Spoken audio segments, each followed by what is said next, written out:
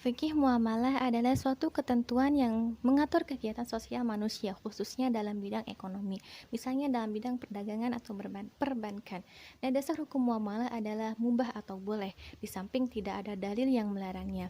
Al-aslu fil asya'i fil muamalati al-ibahah, illa ma dallat dilalu alal khilafi, yang artinya pada dasarnya atau asalnya pada segala sesuatu pada persoalan muamalah itu hukumnya mubah, kecuali jika ada dalil yang menunjukkan atas makna yang lainnya.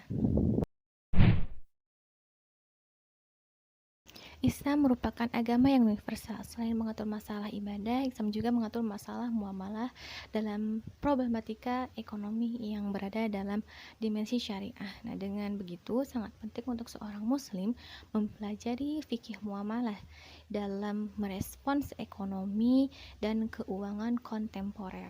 Nah, kedudukan fikih muamalah dan hasanah keislaman begitu penting untuk dipelajari oleh umat Islam, karena keilmuan fikih muamalah adalah bekal utama untuk dapat memilah antara sah dan yang batil, atau yang halal dan haram dalam ekonomi dan keuangan yang berdampak pada terwujudnya perekonomian syariah.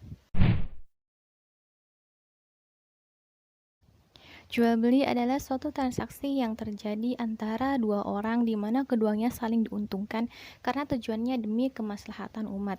Nah, sedangkan riba adalah suatu transaksi yang tujuannya untuk mendapatkan keuntungan yang besar tanpa memperhatikan ketentuan dalam jual beli. Hal ini tentunya tidak diperkenankan dalam agama Islam. Nah, adapun dalilnya terdapat dalam Quran Surat Al-Baqarah ayat 275 yang berbunyi wa ahallallahu al-bai'a wa harrama riba, yang artinya dan Allah menghalalkan jual beli dan mengharamkan riba. Dalam ajaran Islam, jual beli termasuk dalam kegiatan muamalah. Nah, di mana dasar hukum muamalah adalah al-ibahah, mubah atau boleh. Nah, di samping tidak ada dalil yang melarangnya, juga sesuai dengan syariat agama. Nah, transaksi jual beli online ini penerapannya mirip dengan akad salam. Nah, jual beli dengan akad salam adalah jual beli dengan sistem pemesanan, yang artinya pengiriman barang tidak secara langsung pada waktu pemesanan, tetapi ditunda pada waktu tertentu dan dengan syarat-syarat tertentu. Adapun dalilnya terdapat dalam Quran Surat Al-Baqarah ayat 282 yang berbunyi Bismillahirrahmanirrahim, Ya ayyuhalladzina amanu idza tadangtum bidaihi ila ajalin musamma faktubuh, yang artinya wahai orang-orang yang beriman, apabila kamu melakukan utang piutang untuk waktu yang ditentukan, hendaklah kamu menuliskannya.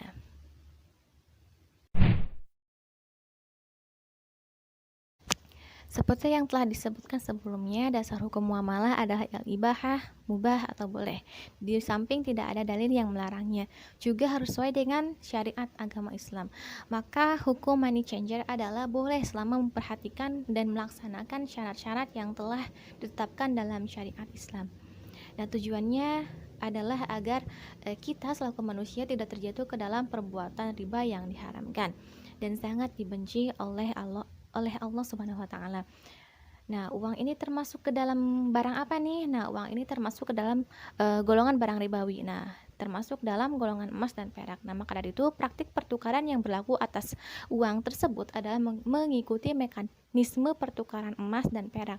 Nah, dan di dalam fikih dikenal sebagai akad shorf. Adapun hadis yang sering dijadikan landasan hujah bagi akad shorf atau penukaran adalah hadis Sahih Muslim dengan sanad dari Ubadah bin Samit, bahwasanya beliau bersabda, Rasulullah SAW bersabda, yang artinya emas dengan emas, perak dengan perak, bur dengan bur, syair dengan syair, kurma dengan kurma, garam dengan garam, harus sama-sama jenis, sama takaran atau sama timbangannya dan kontan. Namun apabila berbeda jenis dari kelompok-kelompok yang telah disebutkan ini, maka jual belikanlah sesukamu dengan syarat kontan.